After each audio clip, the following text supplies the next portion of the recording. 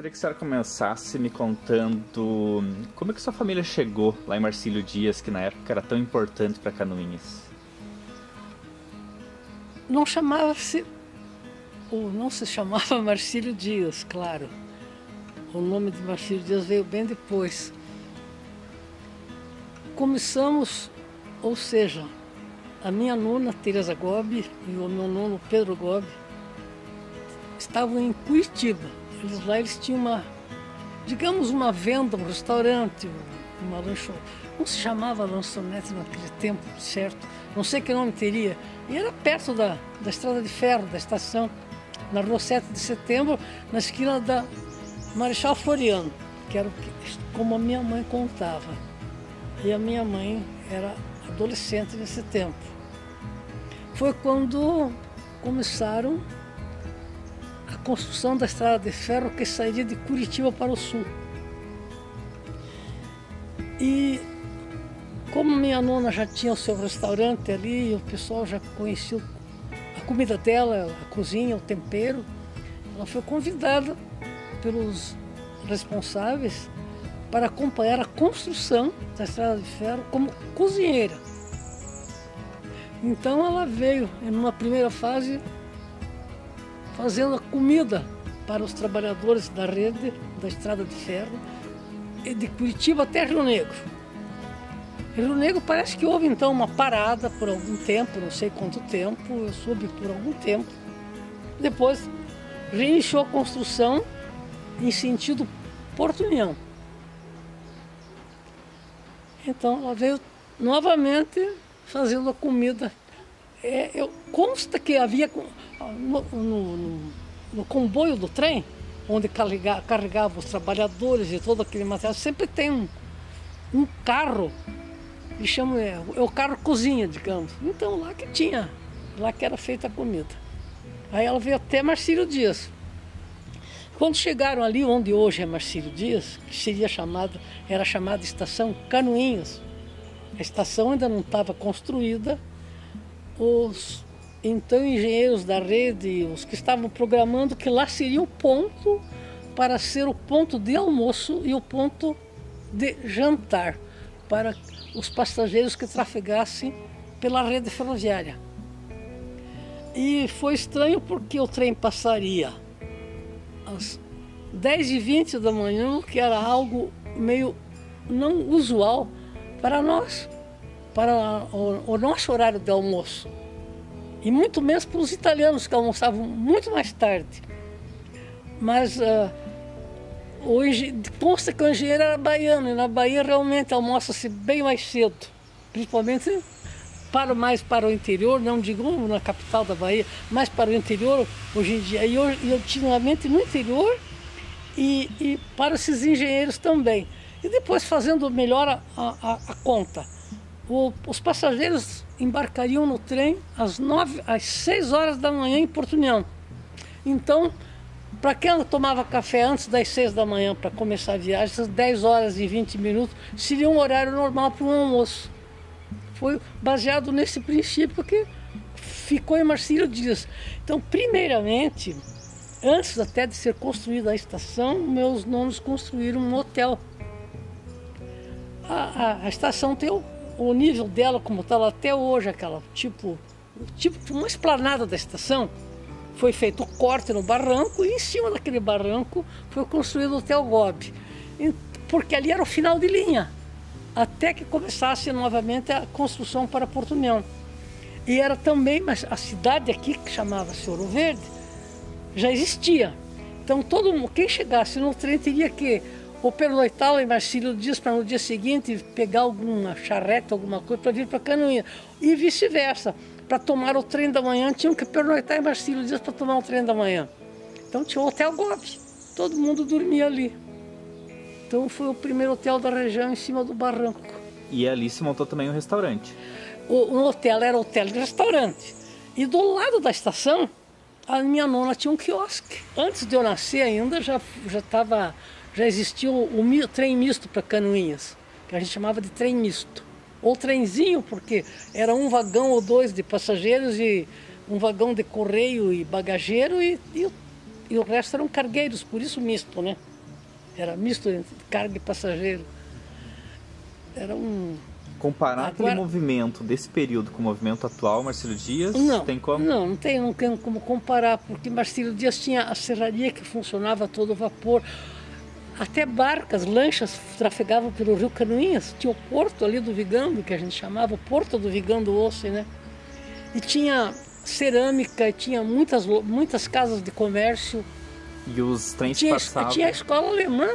Tanto é que, de toda essa região aqui, a escola de Marcílio Dias foi a primeira que comemorou o centenário, foi ano passado.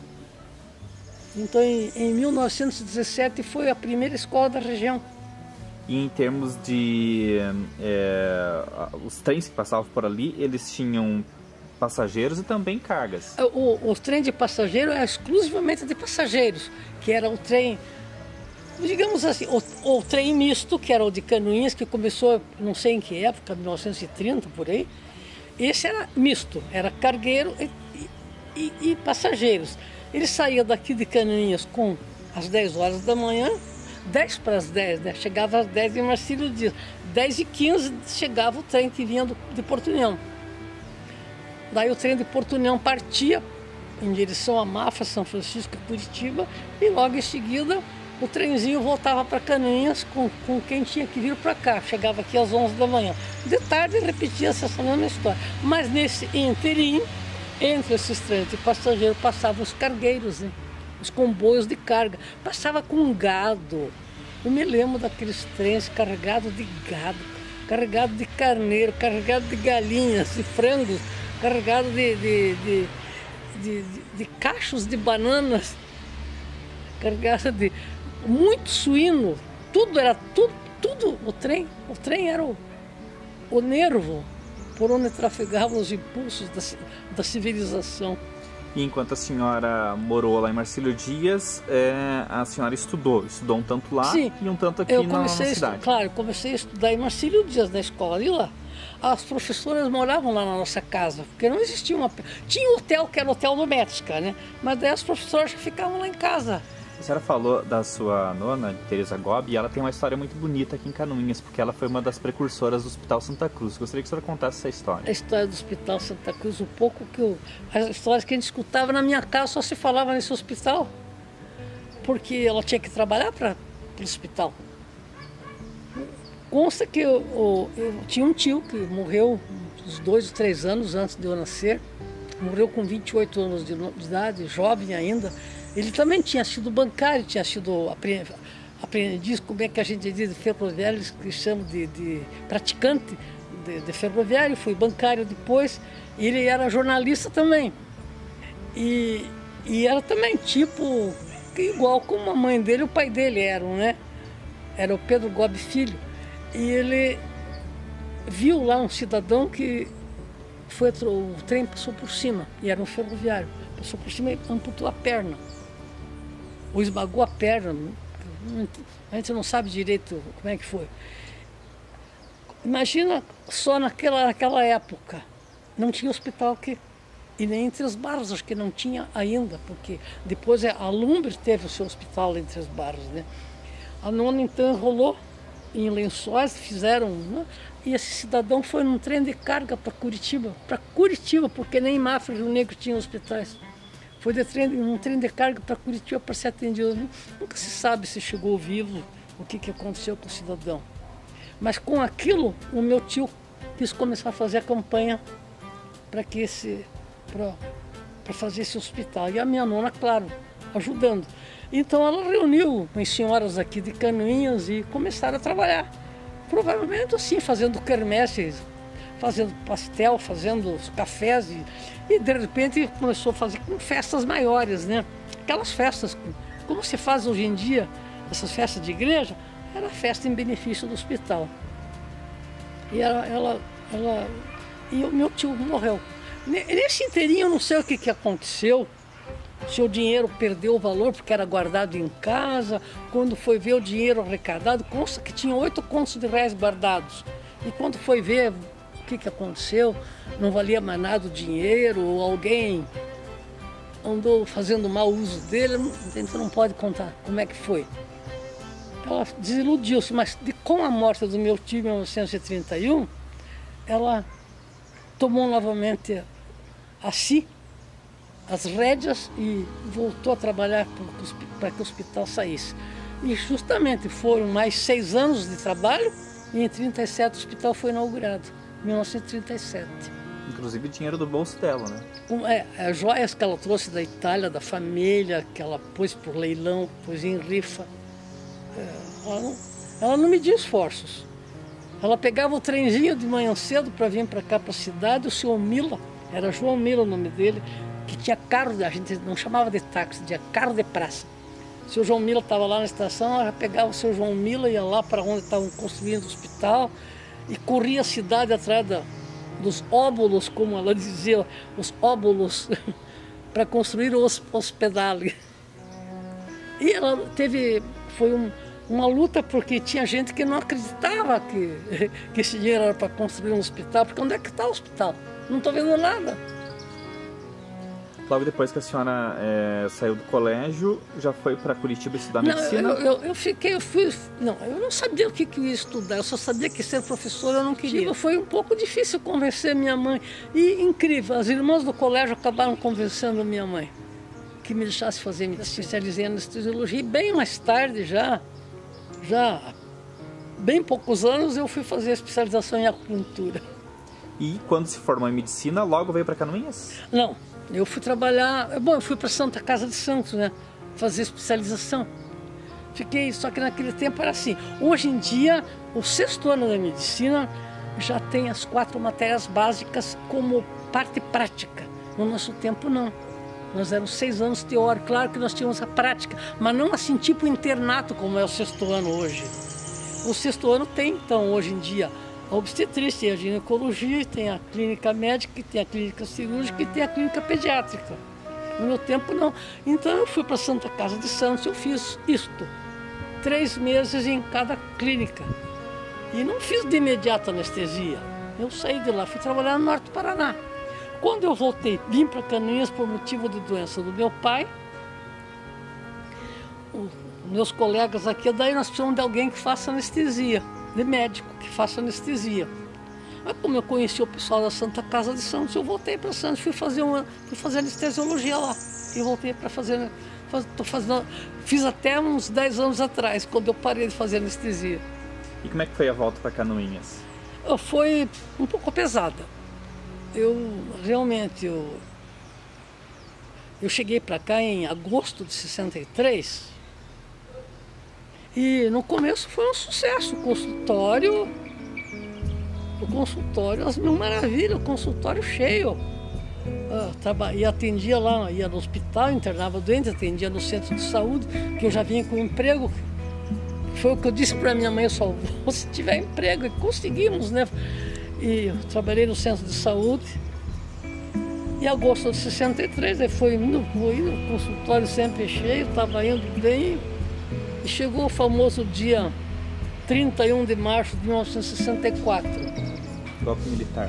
Golpe militar.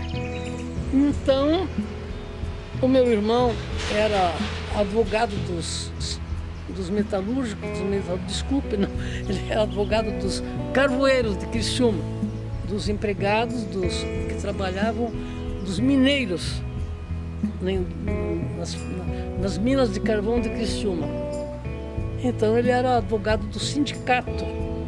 Então com isso ele foi olhado como se ele fosse alguém perigoso da esquerda. E a minha família inteira ficou olhada assim. Eu cheguei ao cúmulo de que um dia eu estava indo para o hospital de carro, eu estava descendo de carro, das meninas apedrejarem o meu carro na rua. Alunas. Porque naquele dia passaram o filme que o comunista comia criança. Passaram lá no colégio e me chamando de comunista. E o mais engraçado do dia 31 de março para 1º de outubro, que era assim, eu trabalhava e ficava escutando música e lendo e estudando, né? Eu não estava nem aí com notícias políticas. Eu achei meio estranho porque tinha a rádio Guaíba de Porto Alegre, em ondas curtas, ficava passando música. escutava aquela música. Que delícia essa música de madrugada dentro. Acordei de manhã, de repente, a notícia, 6 horas da manhã, que estava acontecendo isso, aquilo. Eu disse apavorado, o que está acontecendo? Dizia, bem, você também não sabe de nada, você não escuta notícia? E o seu irmão chegou a ser preso pelo governo? Logo no começo não, porque ele de Criciúma, ele foi para Porto Alegre, foi para fora. Tem até uma história muito interessante.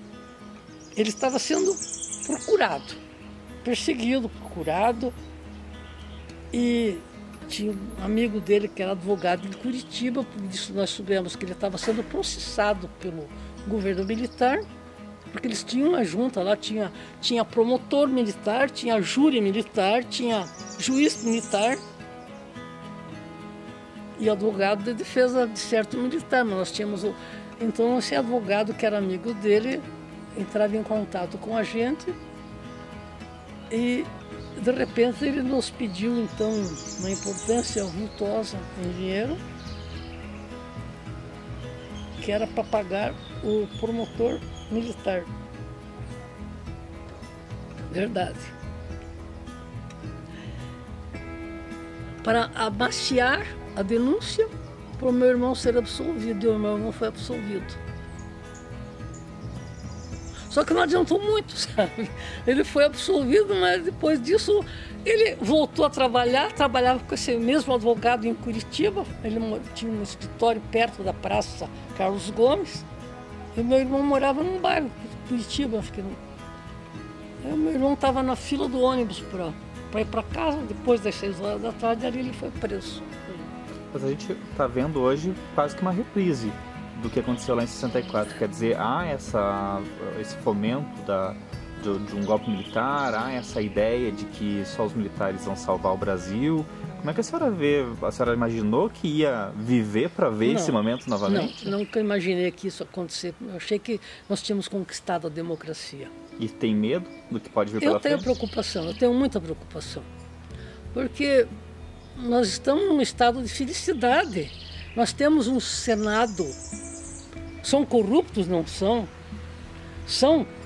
Mas nós temos deputados e temos um Senado, nós temos representantes do povo lá onde existe o governo central. Na ditadura não tem. Eu já tinha vivido a minha infância na ditadura de Getúlio. Daí eu fui viver dos 30 e tantos por mais 20 anos, dos 30 e tantos aos 50 e tantos, novamente na ditadura. Mas muita gente associa o fato de haver corrupção ao fato de que não há um governo mais duro, ou seja, a ditadura militar seria a solução para a corrupção. A senhora vê que isso pode ser uma solução? Não. Eu não te falei que nós pagamos para contemporizar para o meu irmão ser absolvido? Nós pagamos, e foi um dinheiro alto.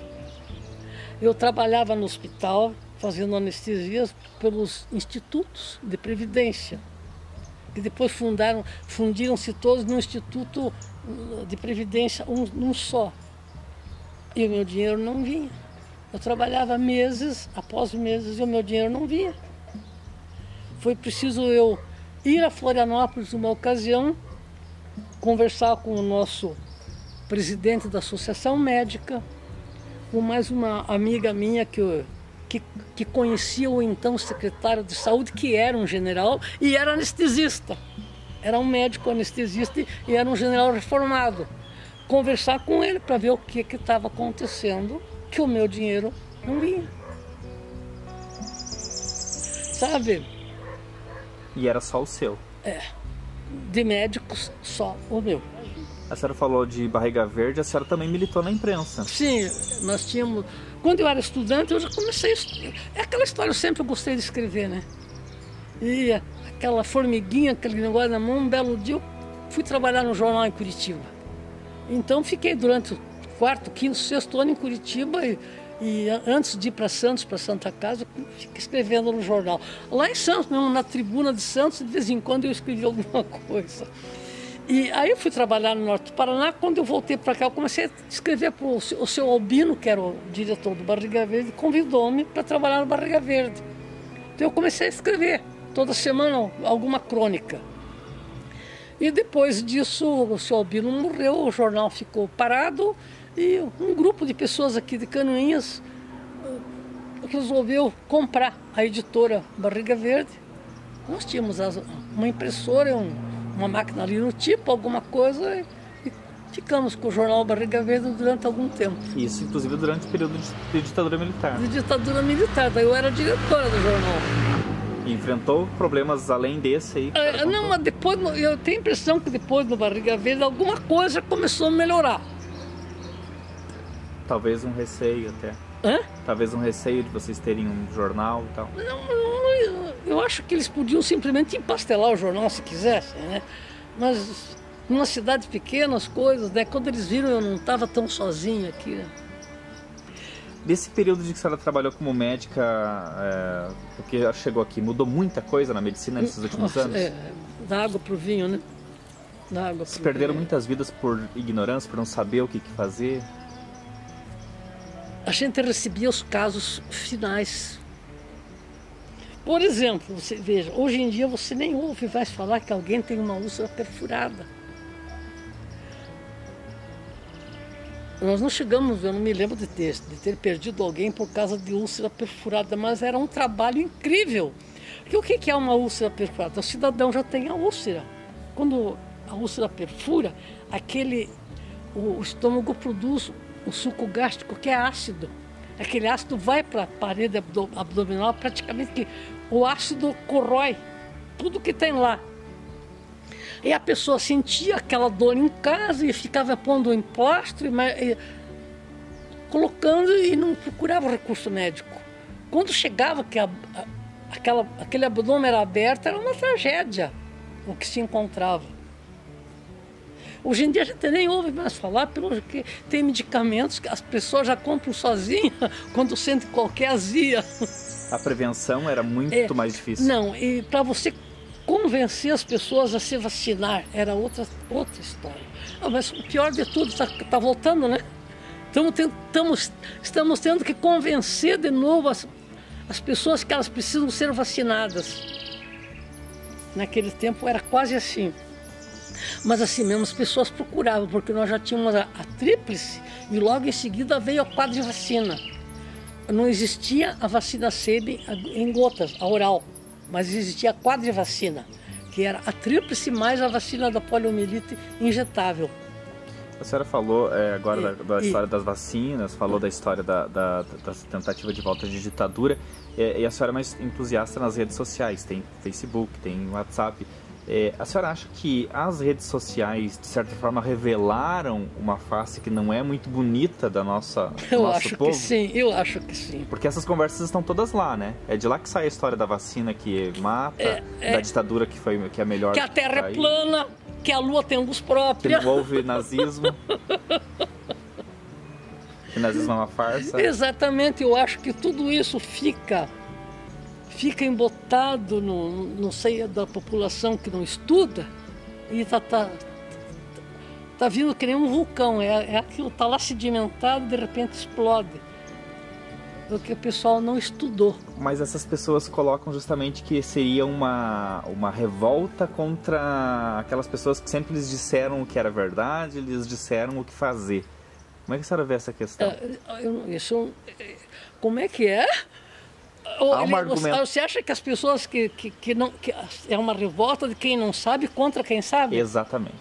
Ou como querendo dizer que essas pessoas lhes ditam regras que eles não concordam. Será que é porque não concordam? Mas acontece o seguinte, eu não sei, digamos assim, que de 100 coisas eu sei 99 eu não sei. Agora eu vou dizer que aquelas 99 coisas que eu não sei, estão erradas.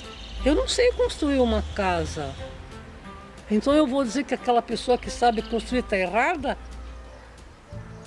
Eu não sei fabricar um medicamento. Eu vou dizer que aquela pessoa que sabe fabricar está errada? Eu não sei como é que se planta o trigo. Eu vou dizer que aquela pessoa que planta o trigo está errada só porque eu não sei como é que faz? Agora, se falar de anestesiologia, de acupuntura... Aí eu sei. E de escrever, modéstia à parte também, né? E de escrever também. Alguma coisa também sei, né? Falando também falar em língua portuguesa também não sei tudo. Olha, outro dia eu estava fazendo a revisão de um livro de uma moça aí que quer publicar um livro. O que eu aprendi de português corrigindo o livro dela. Agora, para desenvolver a cidade, o que a senhora acha que precisa? O que eu posso dizer que precisa desenvolver? Eu sempre falava muito que nós precisávamos de esgoto. Só que o esgoto veio e está parado, né? Um pedaço da cidade já foi feita toda a implantação da canalização do esgoto, outro pedaço nem começou. E será que as casas estão colocando o esgoto para... Estão coletando? Estão pagando, né? Que quem você fazendo a ligação do esgoto da tua casa para a ligação da rua, ou não fazendo, você já está pagando desde janeiro, né? Sim. O meu foi feito uns meses depois. Mas isso aí era uma coisa importante por causa do mau cheiro que o pessoal falava muito, que tinha no centro da cidade, né? Questão da... E isso é uma coisa. Outra coisa, uma das coisas que a gente sempre soube que nos deixou para baixo, que Canoinhas não evoluía, porque era exclusivamente baseado em erva mate e madeira. A erva mate não era colhida todos os anos. A safra era a cada 3 anos que o pessoal desbastava a árvore e levava mais 3 anos para produzir de novo. E a madeira foi se acabando. E a outra coisa, nós não tínhamos energia elétrica, nós não tínhamos telefonia. Quando você menos pensava, nós ficávamos sem energia elétrica por tantas horas que as sorveterias perdiam o que tinham, o frigorífico não funcionava. E daí para frente, nada funcionava por falta de energia elétrica. Agora temos, né? Melhorou muita coisa, então? Melhorou. Isto foi E a telefonia. Eu lembro uma vez que nós não éramos... Eu fui convidada para ser, então, presidente do nosso departamento de anestesiologia de Santa Catarina. Eu falei, como que eu vou ser presidente se nós não temos nem rodovia e nem telefone para fazer a comunicação? Como que eu vou daqui de Canoinhas ser dirigente de um departamento de anestesiologia em todo o estado? Outra coisa que aconteceu aqui, por que foi feito esse ramal de Marcílio Dias para Canoinhas? Não era só porque era para Canoinhas.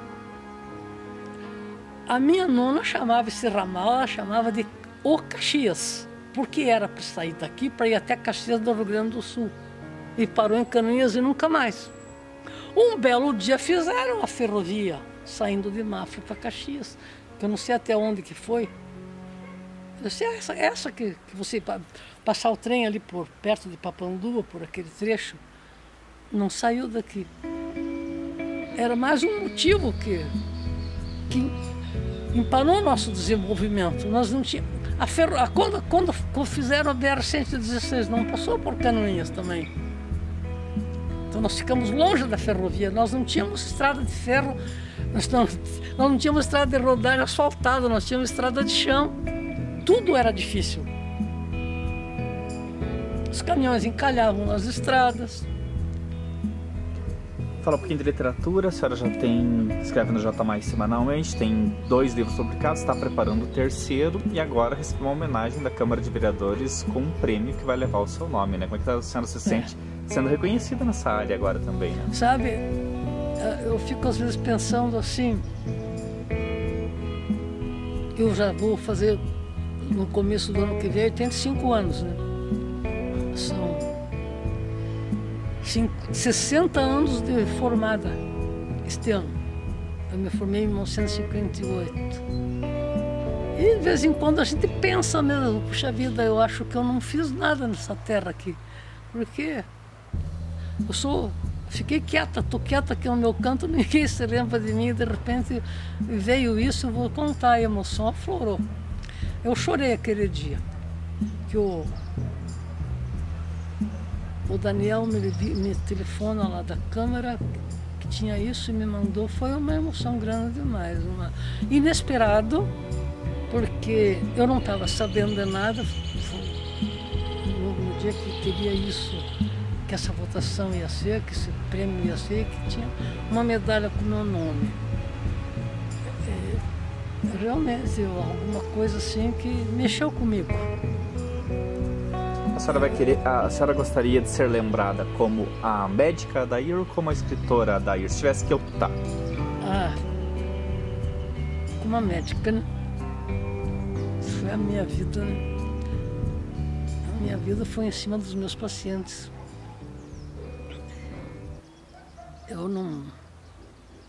Eu gosto muito de escrever, hoje em dia é o que eu faço, mas a minha vida era isto. De vez em quando eu olho assim, meus colegas novos correndo para cá, correndo para lá, fazendo plantão, eu digo, meu Deus, que coisa horrível trabalhar desse jeito, mas eu começo a dar risada, mas eu fiz pior. Agora a literatura é uma forma também de exprimir todo esse seu sentimento, que a medicina, que toda a sua vida ele trouxe, né? Sim, sim. Eu acho que essa parte da literatura é uma válvula de escape mesmo, sabe?